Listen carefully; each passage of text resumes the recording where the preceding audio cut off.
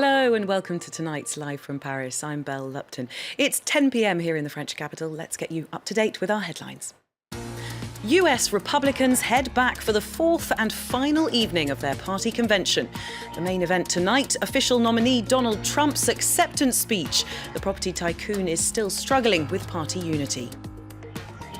Last week's Bastille Day attacker in Nice did not act alone. The investigation finds he had been planning the lorry attack for months with the help of at least 5 others. And the world's highest sports authority upholds a decision to ban Russian athletes from next month's Olympic Games in Rio, following evidence of state-sponsored doping.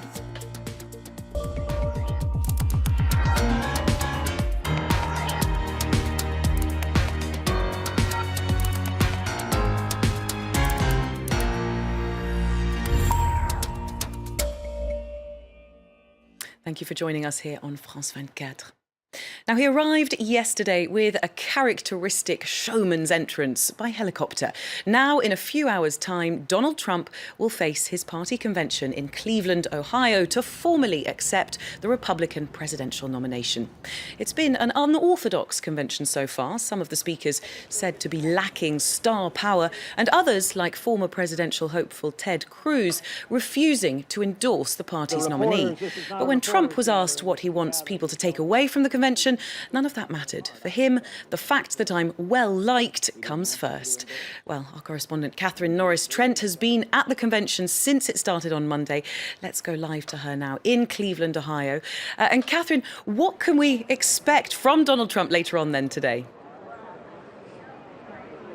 What can we expect from Donald Trump? Well, we should be ready probably to expect pretty much anything. He's notoriously unpredictable. He's a political maverick. He's made a virtue of that during his campaign. So goodness knows what he's going to say when he takes the stage to the podium there behind me tonight. This is his big moment. This is his accepting the nomination to become the Republican Party's candidate for the presidency, to get the keys to the White House. So all eyes are on for this speech. It's going to be a huge night. Let me just show you a bit around the floor here of the convention center. You've got hundreds of seats. The delegates just starting to spill in now. Journalists from around the world too. 15,000 accredited media for this event. Millions of people are going to be watching this on TV. It's going to be absolutely huge. Donald Trump himself came a little bit earlier on to have a sound check and a lighting check. The preparations are going on right now for the event itself.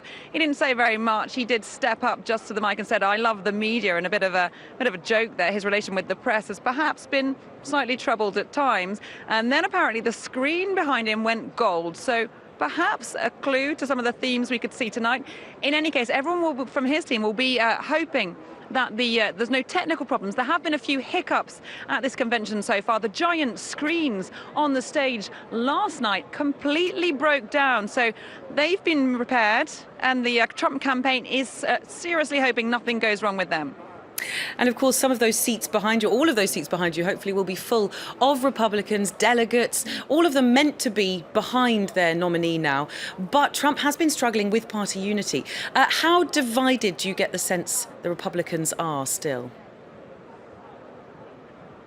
Well, the divisions within the Republican Party have been exposed at this convention, and we saw that last night with the speech of Ted Cruz, the senator from Texas, who was Donald Trump's main rival in the end for the Republican ticket for the White House. And he took to the stage and he stopped short of endorsing Donald Trump. He congratulated Donald Trump on winning the nomination, but that was about it. And that was met with boos here on the floor, with lots of delegates very unhappy about his failure to endorse Trump. However, there are some die-hard Cruz supporters who feel that was the right way to go, who feel that the Republican Party voters should vote with their conscience. So the question about how many of them will get behind Donald Trump, it remains a big question heading out of this convention.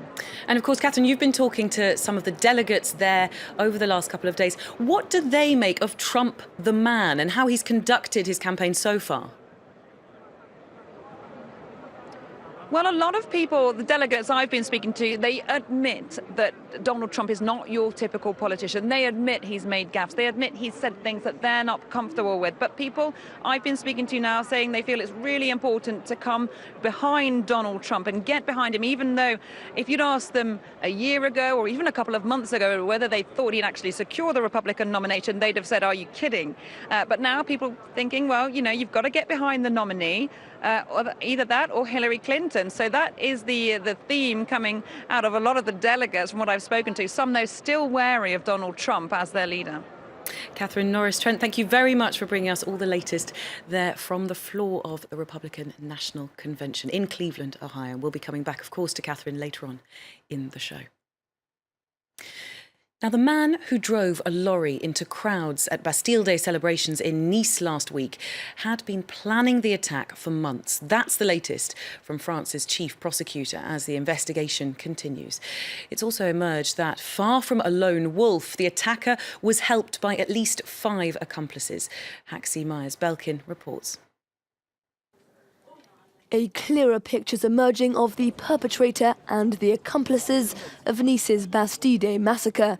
Prosecutor François Molins has announced that Mohamed Laouej Boulel, the man who ploughed a truck through crowds celebrating France's national holiday, prepared the attack with 5 other people. 4 men and 1 woman are now in police custody, facing a number of terrorism-related charges. Meanwhile, previous reports that Boulel had been radicalized in the weeks leading up to the 14th of July now seem unlikely. It seems at this point in the investigation, and given his photographic research, that Mohamed Laouej Boulel came up with and organized his criminal enterprise several months before carrying it out. Analysis of Boulel's phone records helped prosecutors identify his presumed accomplices. One man in particular, Mohamed Walid G, exchanged 1,278 calls with the attacker over the last 12 months. He also sent a text message to Boulel praising the attack on satirical magazine Charlie Hebdo on the 7th of January 2015. And there appears to be no shortage of evidence suggesting the Nice attack was premeditated. We're also talking about photographs taken on July 14, 2015. That's 2015 of the firework display in Nice, and also photos taken on July 17, 2015 of a concert on the Promenade des Anglais with different zooms on the crowds. Some 400 investigators have been poring over evidence since Thursday's bloodshed. 84 people were killed in the attack and 15 people remain in a critical condition. That report from Haxi Myers-Belkin there. Now, the head of Syria's opposition National Coalition has called on the US to suspend its airstrikes against the Islamic State group after reports they've killed well over 50 civilians. The British-based Syrian Observatory for Human Rights says 11 children were among the civilian deaths in the northern city of Manbij, which is under IS control. Meanwhile, Syria's government is continuing its bombardment of civilians in rebel-held areas across the country. At least 51 are reported to have been killed in these attacks, 15 of those children, in areas including Douma, eastern Aleppo and also Idlib. Turkey's parliament has voted in favour of the president's 3-month state of emergency following last Friday's failed military coup. This clears the road for Recep Tayyip Erdogan to step up his crackdown on alleged opponents, thanks to sweeping new powers, as Charles Pellegrin explains. A state of emergency has been declared nationwide for 90 days, starting on Thursday, July 21st, 2016. President Erdogan now has sweeping new powers in his fight against those who he believes conspired to overthrow him, all with the approval of a parliament that voted in its favor by 346 votes to 115. The state of emergency will give the government authority to bypass parliament and rule by decree, and will enable it to extend the time limit for detaining suspects without charge. The Turkish government can also restrict print media and broadcasting, conduct searches of persons, vehicles, or properties and confiscate potential evidence, ban demonstrations and impose curfews, restrict traffic and seal off certain areas, and control the transport on land, at sea, and in the air. As a consequence, Ankara also decided to partially suspend its commitment to the European Convention on Human Rights. Turkey's deputy prime minister tried his best to ease concerns. The standards of European Court of Human Rights will be upheld. The European Court of Human Rights provides you with this exit clause even with much lesser events. Much less, single terrorist act usually sometimes is enough.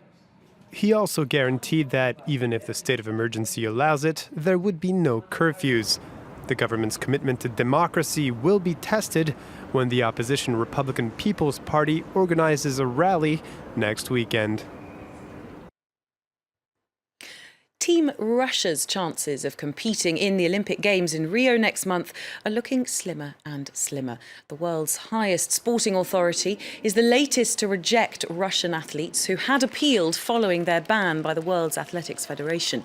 That leaves just the International Olympic Committee to make its decision. It'll have the final say. Well, let's bring in Fabien Ohl. He's a sports scientist at the University of Lausanne and he joins us via Skype. And Fabien, some of the stories of how Russia managed to return clean doping tests to international testing authorities are almost unbelievable. Stories of FSB agents posing as janitors to swap samples with athletes in toilets. Are we likely to be hearing more stories like this over the coming months? I mean, is this just the tip of the iceberg? I don't know exactly, but really it's surprising to have a state-sponsored doping in Russia. Today, because we were used to have that in the 70s or in the 80s. So most of the people did not expect to have that today. So we may have new information on that, but we're not sure to have it. Yeah. Well, and of course, President Putin is still denying that any doping was state-sponsored. And he says that the reports that saying that that's the case are politically motivated. Can we be in any doubt at this stage that state-sponsored doping has been happening? Was this, do you think, the right decision from the CAS? Yeah, I think so. It's difficult to have doubts because the McLaren report showed that there is really a state-sponsored doping in Russia. But I can understand the difficulty for Russians because Putin puts a lot of money and wants to have some soft power with sports. So they applied for Olympic Games or for the World Cup. And they also wanted to have some medals. So it was part of the strategy of I guess, Putin, or at least the Ministry of Sport. So it's a difficult situation for them. Well, and you touched on it there. What is this going to mean politically for relations between Russia and the Western world, but powers like the US and Europe? Yeah, but at the moment they're saying it's a kind of a threat to Russian, or it's a kind of attack against Russian, which is not the case because usually the court of arbitration of sport is independent from the political issues. So it's more based on facts. Of course, you can have some political uses of that, but you cannot say it's from a political issue.